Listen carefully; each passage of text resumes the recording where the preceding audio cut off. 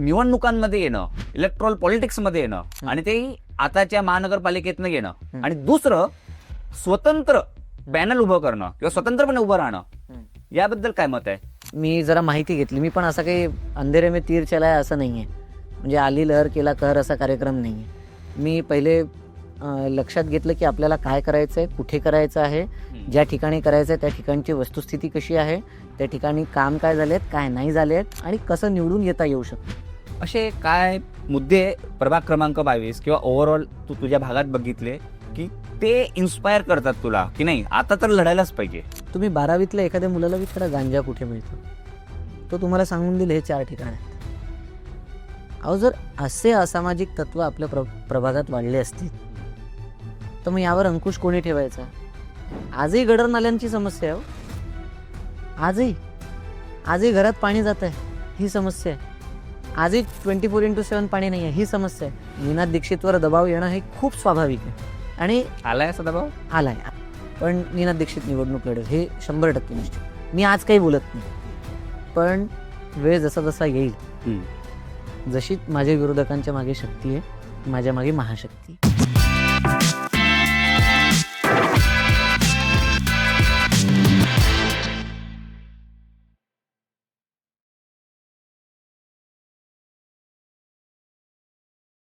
नमस्कार, मी अमराणे आणि तुमच्या सर्वांचं स्वागत आहे अनस्क्रिप्टेडमध्ये. आज माझ्यासोबत आहे प्रभाग क्रमांक 22 नागरिक समिती, बरोबर निनाद? बरोबर.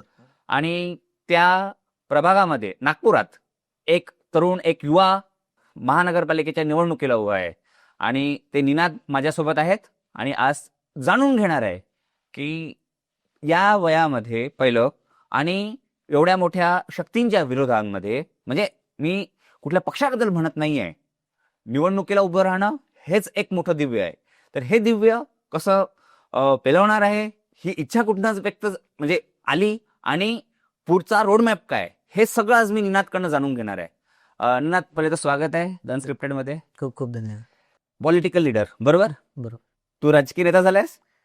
व्हायचंय, अजून नेता व्हायचंय. नेतृत्व कोणाचं करून कोणाला असं काही न्याय मिळवून दिलाय असं अजून झालं नाहीये. एस्टॅब्लिश व्हायला वेळ लागतो, पण एक प्रयत्न आहे की माझ्या कर्तृत्वातून, माझ्या वक्तृत्वातून अशा काही गोष्टी तयार व्हाव्या, निघाव्या की ज्याच्या माध्यमातून काही नेतृत्व मी प्रदान करू शकेल. तर जो ड्रेस कोड असतो नेत्याचा, तो तर आपल्याला दिसत नाहीये. तर मला पहिली कमेंट त्यावरच आहे.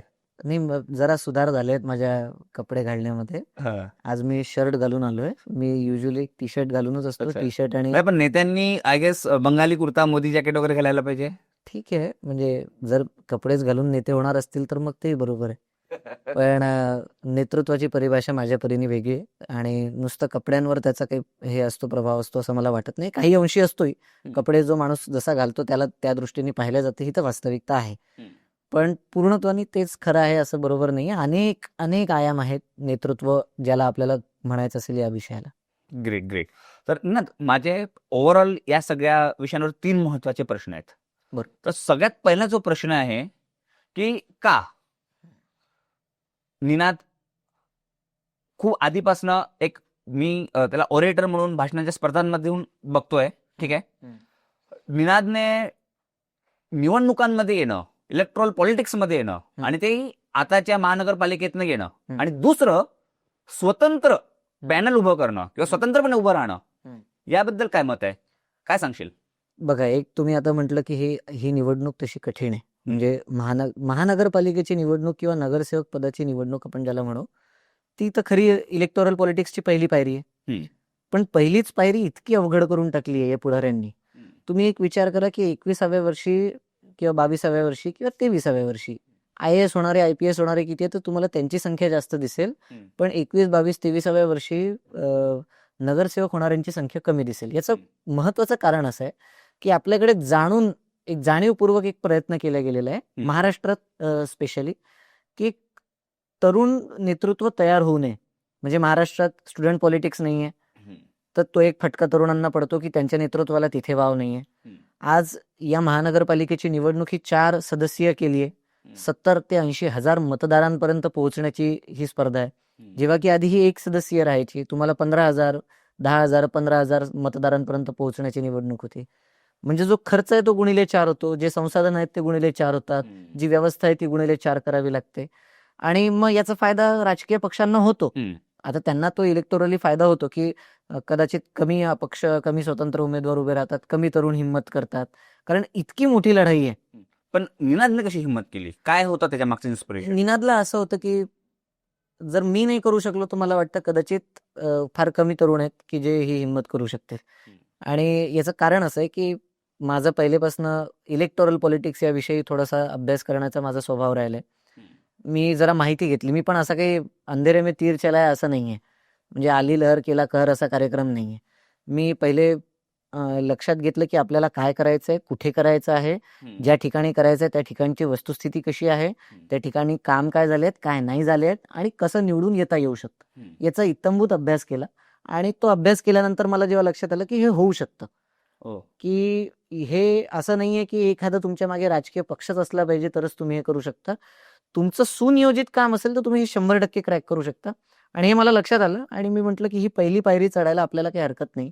आणि असं नव्हतं ठरलेलं का निनाद दीक्षितनीच ही पहिली पायरी चढायची. आमच्या डोक्यात होतं, की आम्ही एक पॅनल उभं करावं किंवा आम्ही एक समिती तयार केली आणि ही समितीचा संयोजक म्हणून मी होतो. पण ज्यावेळी समितीची बैठक झाली, की आम्हाला वाटतं, की नेतृत्व सगळ्यात चांगलं या समितीचं तू करू शकतोयस आणि तू स्वतः इलेक्टोरल पॉलिटिक्समध्ये गेलं पाहिजे. तर आम्हाला या समितीला यश जास्तीत जास्त संपादन करता येईल. तेव्हा मी निर्णय घेतला, की ठीक आहे मी आपला उमेदवारी अर्ज भरतो. तर नागरिक समिती प्रभाग 22 कडनं उमेदवारी अर्ज मी साधारण 27 तारखेलाच महानगरपालिकेत भरला. ओके. असे काय मुद्दे प्रभाग क्रमांक 22 किंवा ओव्हरऑल तू तुझ्या भागात बघितले, की ते इन्स्पायर करतात तुला, की नाही आता तर लढायलाच पाहिजे? बघा, काही तर मुद्दे आपण ऑन पेपर पाहिले होते, की या प्रभागाची स्थिती काय आहे. त्याचा तुम्हाला थोडाफार डाटा मिळतो, की इथे शाळा होत्या त्या बंद पडल्या. इथे नवीन क्रीडा प्रशिक्षण केंद्र होऊ शकलेत नाहीये. इथे वाहतूक कोंडीची खूप मोठी समस्या आहे. इथे स्वास्थ्य सुविधेवर काहीच काम झालेलं नाहीये. इथे नव्याने एक सार्वजनिक शौचालय बांधलं गेलेलं नाहीये. इथले जी प्रशासकीय महानगरपालिकेची यंत्रणा आहे त्यांच्यात प्रचंड मगरुरी आहे आणि नगरसेवकांच्या दारात तुम्हाला उभं केलं जात नाहीये. या सगळ्या गोष्टी जेव्हा पाहिल्या तेव्हा एक लक्षात आलं, की हा बदल करणं आवश्यक आहे. पण मग ज्यावेळी हा निर्णय घेतला, की हा बदल करणं आवश्यक आहे आणि याच्या नियोजनाच्या अनुषंगाने आम्ही काम करणं सुरू केलं.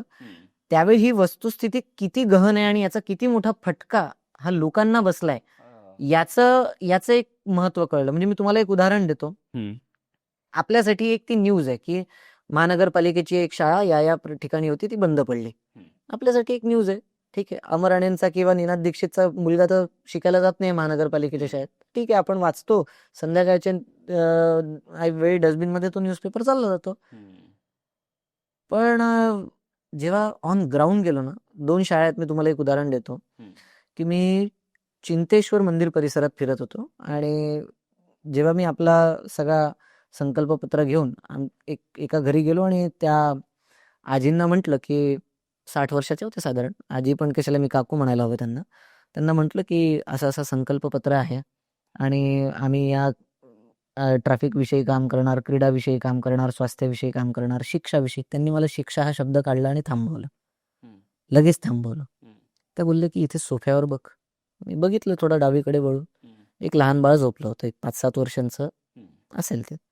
तर ती लहानशी मुलगी होती आणि ते बोलले, की माझं वय आज 60 वर्ष आहे.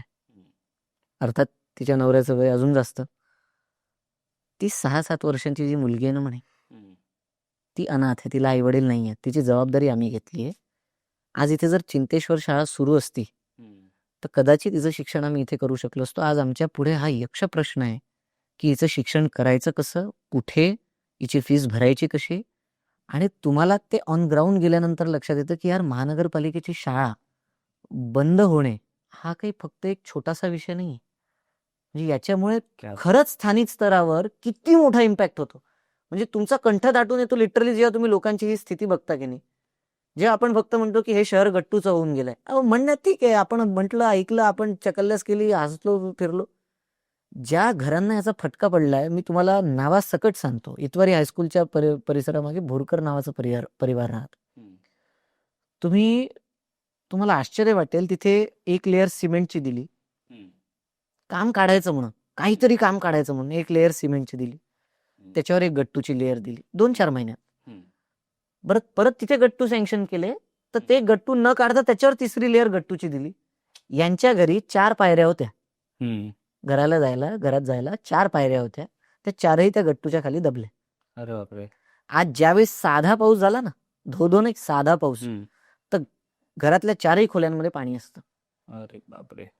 आणि ही स्थिती जेव्हा तुम्ही ऑन ग्राउंड जाऊन बघता ना, तेव्हा तुम्हाला लक्षात येतं की यार, जर आज आपण मैदानात नाही उतरलो ना, तर मग फारच कठीण आहे. की म्हणजे आपण मला असं वाटतं की हा आपला मूर्खपणा म्हणा किंवा हा आपला नाकर्तेपणा म्हणा, की आपल्याला चला जबाबदारी जरी नाही आहे, की लोकांनी आपल्याला निवडून नाही दिलंय आज, ठीक आहे, आपली ती जबाबदारी नाही आहे, पण आपण ही स्थिती पाहिल्यावर आपल्याला असं वाटतं की आपण जर खरंच स्वतःला सुजाण नागरिक आणि असलं काही म्हणत असू, तर एक ही जबाबदारी हाताशी घेतली पाहिजे. आणि म्हणून आम्ही ते ठरवलं की कोणत्याही परिस्थितीत कितीही दबाव येईल, कितीही आपल्यावर अंकुश ठेवायचा प्रयत्न होईल, कितीही आमिष येतील.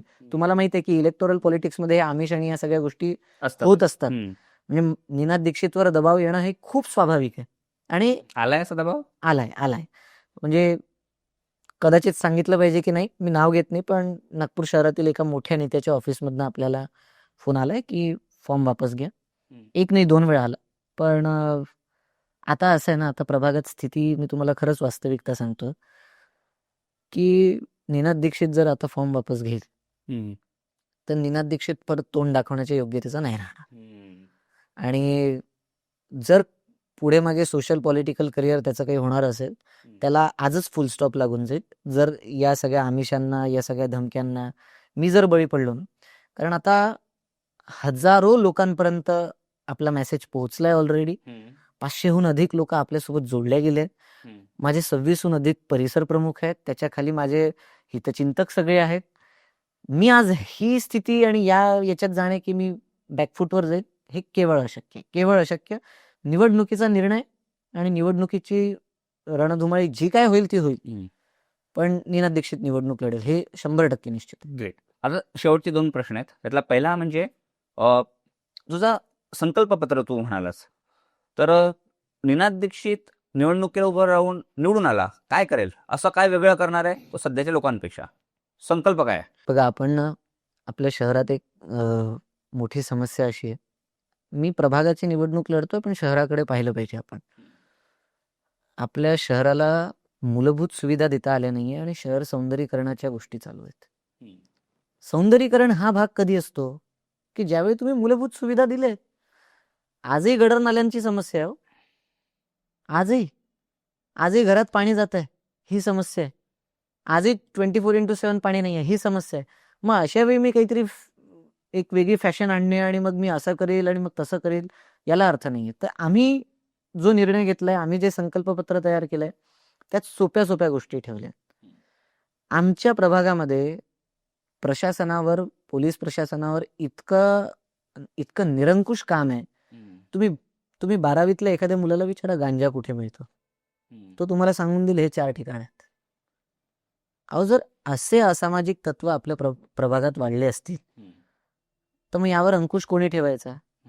म्हणून आम्ही पहिला आमचं हे आहे की 6 महिन्यांच्या आत ही सगळी असामाजिक तत्व प्रभागातून दूर होतील. 6 महिन्यांच्या आत.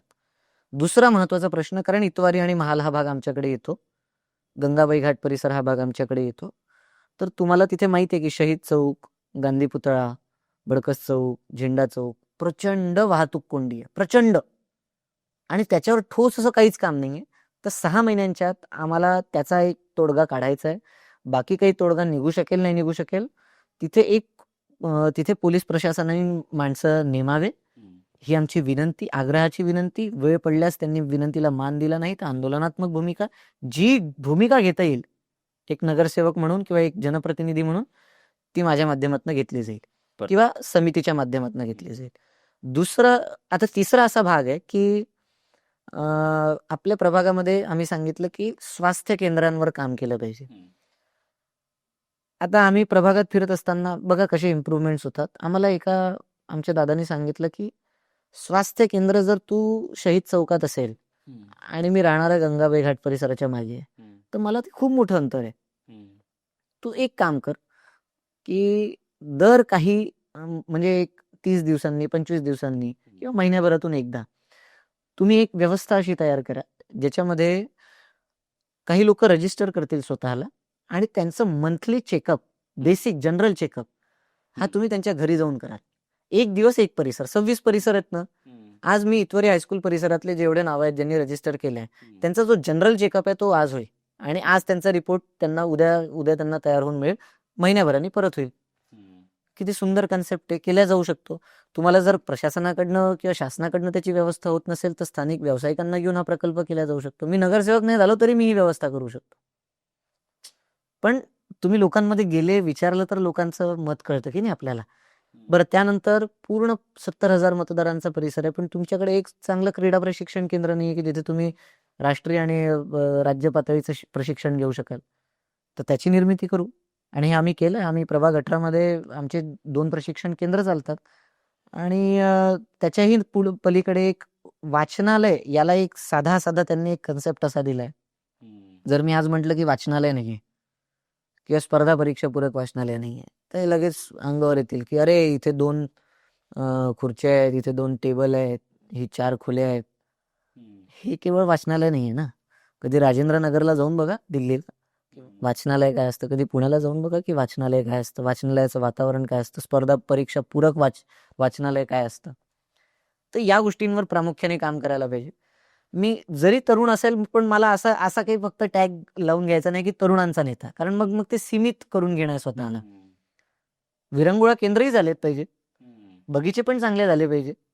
अनेक विषय आहेत. सार्वजनिक शौचालय तुम्ही 8 वर्षात एक नाही बांधू शकलात आणि जे आहेत त्यांची पण स्थिती खराब आहे. तर आम्ही असे साधे मुद्दे काढले. काही फॅन्सी मुद्दे काढायची आवश्यकता नाही. या बेसिकवर काम करू. 5 वर्ष केवळ हे तर खरं दुर्दैव आहे की इतक्या वर्षांनंतर एखाद्या पक्षाकडे जेव्हा 20 वर्ष महानगरपालिका असते त्यांचे सरळ 4 कॅन्डिडेट निवडून येतात, त्याही नंतर इथे मला मूलभूत विषयांची चर्चा करावी लागते. हे दुर्भाग्य, हे दुर्दैव आहे. पण ठीक आहे, काही हरकत नाही. 2-2.5 वर्षामध्ये या मूलभूत विषयांवर पूर्ण मार्ग काढला जाईल आणि इथे उत्तम काम केलं जाईल. 10वी-12वीच्या पुरांसाठी जर काही क्रॅश कोर्सची आम्हाला व्यवस्था करता आली. स्थानिक व्यावसायिक इतके येतो. आमचा इतवारी महाल परिसर आहे. सहकार्य करणारे लोक कमी नाही आहेत, पण ते इनकॅश करता आलं पाहिजे. अगदी बरोबर. आता जसं मी सुरुवातीलाच म्हटलं की हे फार मोठं दिव्य आहे. एवढ्या मोठ्या ताकदींविरुद्ध, ताकद म्हणजे भाजप असेल, काँग्रेस असेल किंवा काही आणखीन इस्टॅब्लिश अपक्ष असतील जे अनेक वर्षांपासून काम करत आहे, त्यांच्या विरुद्ध जिंकणं हे फार तसं कठीण आहे. तुझा रोडमॅप काय वे आउट आहे ती हे मी अचीव्ह केलं आणि हे जिंकेल असं काय? बघा, मी तुम्हाला जेव्हा सांगितलं की आम्ही हा विचार करतोय तर त्या अर्थी आम्ही इलेक्टोरली विचार करतोय की आम्हाला ही निवडणूक जर लढायची तर जिंकायची. अगदी. आता माझा गट घेऊ, मी ड गटातनं निवडणूक लढतोय. त्या गटातनं भारतीय जनता पक्षाला गेल्या वेळी 37% वोट होते. 37 येस. म्हणजे 100 लोक मतदान करायला गेले, 37ने मत दिले भाजपला दिले. मतदान करायला गेलेले आणि मतदान केलेल्यांचं म्हणतात. ठीक आहे. 12% लोकांनी काँग्रेसला मत दिलं. ठीक आहे. आता स्थिती अशी आहे की 49% इथे रिझर्व्ह झालं. आज जी स्थिती आहे त्यात कोणत्याही कॉस्टवर भारतीय जनता पक्ष 37च्या वर जाऊच शकत नाही.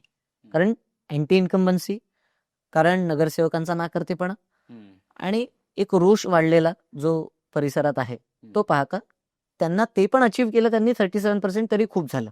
माझा एक अंदाज आहे की ते संघर्ष करतील 30% पोहोचायला. 30% माझ्या गटात. त्यानंतर काँग्रेसची स्थिती काय? काँग्रेस होती त्याच्यापेक्षा आज त्यांचं संघटन कमकुवत झालंय. ठीक आहे. म्हणजे ते जर 12% होते तर खूपच झालं, तर त्यांना ते 2 फिगरवर जातील, 10% जातील. खूप झालं. पण मी म्हटलं चला सगळं सोडून द्या. 12% यांनी घेतले आणि 37% त्यांनी घेतले, तरी 51% उरलेत. तर 51%मधनं तुम्हाला जर निवडून यायचंय, जे 51% लोक असे आहेत आमच्या प्रभागामध्ये जे ना भाजपचा केडर वोट आहे ना काँग्रेसचा केडर वोट आहे. आज भाजपपासून नाराजही काही लोक सिंह या चिन्हाला मतदान करतील, काही काँग्रेसपासून नाराजही सिंहाला मतदान करतील. आणि या 51%च्या पूलमधनं आमचा टार्गेट आहे की 30 to 35% आम्ही खेचू शकलो पाहिजे. ते खेचले आणि हे काही ऍडिशन केलं तर जेव्हा 3 आघाड्यांची लढाई असते तेव्हा एक 40-45% म्हणजे क्लिअर तुम्हाला मेजॉरिटी असते आणि तुम्ही क्लीन निवडून येता. तर हे इलेक्टोरली आमचा जो डाटा आम्ही काढला त्याच्यावरचं गणित आहे. आणि आजची स्थिती जर तुम्ही बघाल तर वस्तुस्थिती ही आहे की त्या प्रभागामध्ये सिंह विरुद्ध कमळ ही सरळ लढत आहे. तिथे पंजा, तिथे बाकी कुठलं चिन्ह याची व्हॅल्यू पण नाही राहिली. सरळ सरळ लढत आहे. नागरिक समिती की जो भाजपचा उमेदवार राहील तो. तर त्याच्यात काही दुमत नाही आणि निवडून येऊ शकतो. म्हणजे चांगल्या मतांनी निवड. आता तर आमची चर्चा ही चालू आहे की आपण कोणत्या एरियातनं किती लीड घेऊ शकतो यावर चर्चा चालू आहे. म्हणजे तुम्हाला असं वाटेल की अरे बापरे हे पहिल्यांदाच लढत आहे पण हे यांचं कॉन्फिडन्स बघा. कॉन्फिडन्स नाही, हा अभ्यास आहे बरोबर आहे अगदी. की 51% लोक जर भाजप आणि काँग्रेसला लहरीमध्ये 2017 ही लहर होती, आज ती लहर नाहीये. आज 37% भाजपने मिळवून दाखवावे. जर फ्री अँड फेअर इलेक्शन झालं तर 35% मिळणं कठीण आहे त्यांना. मग अशा स्थितीत ते मत जाणार कुठे आहेत? ते कुठेतरी दुसरीकडेच जाणार आहे. मग तिथे आम्ही तो एक पर्याय दिलाय की एक सिंह चिन्ह आहे, एक मजबूत व्यवस्था आम्ही देतोय आणि आमचं मजबूत मॅनिफेस्टो आहे. क्या बात आहे. तुम्हाला जर मतदान करायचं असेल तर तुम्ही मॅनिफेस्टो बघा, तुम्ही आमचं संकल्पपत्र बघा, आमचं काम बघा, आमचं नेतृत्व बघा. म्हणजे मी कोण्या एका संस्थेचा आहे किंवा नाही आहे याच्यापेक्षा निनाद दीक्षितला जर तुम्ही व्यक्ती म्हणून बघितलं आणि जर तुम्ही इतर उमेदवारांना व्यक्ती म्हणून बघितलं तर कदाचित होऊ शकतं की अजून सरशी आम्हाला मिळेल. क्या बात आहे. कारण मी एक मल्लखांब या खेळाचा राष्ट्रीय खेळाडू आहे. कदाचित फार कमी माझ्या मुलाखतींमध्ये हा विषय निघाला. मी खेळाडूंच्या समस्या जाणतो, मी एक रसिक माणूस आहे, मी सांस्कृतिक क्षेत्राचा समस्या जाणतो आणि माझे मित्र अनेक आहेत जे स्पर्धा परीक्षांची तयारी करतात, मी त्यांच्या समस्या जाणतो. तर मला असं आहे की मी बेसलाईन ज्या समस्या आहेत त्या जाणतो, त्याच्यावर काम करणार, त्याचा रोडमॅप आहे आणि लोक विश्वास ठेवतील 100%. हे आम्हाला आमचा एक म्हणजे एक विश्वास आहे. निनाद, तुझा हा इंटरव्ह्यू ऐकून मला असं वाटतं की आणखीन जर वॅकन्सी असेल तर मी येतो इलेक्शनला. छान प्लॅनिंग आहे. तुम्ही उशीर केलाय. किती 3 वाजले? 3 वाजून गेले. आणि काय मला तुझ्या पक्षात पैसे खर्च न करता बी फॉर्म मिळाला असता. नाही निश्चित 100%. पण कॉन्फिडन्स आणि ज्याला आपण क्लिअर विजन म्हणतो हे मला निनाद तुझ्यासोबत बोलण्यात दिसतंय. आणि मी ऑल द बेस्ट म्हणेल की खूप खूप काय म्हणतात त्याला, शुभेच्छा. खूप खूप शुभेच्छा दोन्हीसाठी, निवडणूक लढण्यासाठी आणि निवडणूक जिंकून आल्यावर पहिल्यांदा इकडेच येशील. येस, मी तुम्हाला सांगतो निवडणूक जिंकून येणे म्हणजे आता खूप चालू आहे. तुम्ही पण जसं म्हटलं की मागे त्यांच्या शक्ती आहे, हे आहे. मी आज काही बोलत नाही, पण वेळ जसा जसा येईल, जशी माझ्या विरोधकांच्या मागे शक्ती आहे, माझ्या मागे महाशक्ती आहे. ग्रेट. आणि ती महाशक्ती काय आहे ती वेळ येईल, ते सरप्राईजेस आहेत, समोर येईल. ग्रेट. अभिनंदन. आणि नंतर तुझ्यावर आमचा वॉच असेलच, कारण की सगळं डॉक्युमेंटेड आहे. तू काय काम करतोयस 6 महिन्यात आणि 2.5 वर्षात ते बघूयाच. निश्चित. आता अकाउंटेबिलिटी असलीच पाहिजे. अकाउंटेबिलिटी असलीच. येस. आणि आता भेटू आपण 16 जानेवारीला. निश्चित. ऑल द बेस्ट आणि थँक्यू पॉडकास्ट मध्ये आल्याबद्दल. Thank you very much.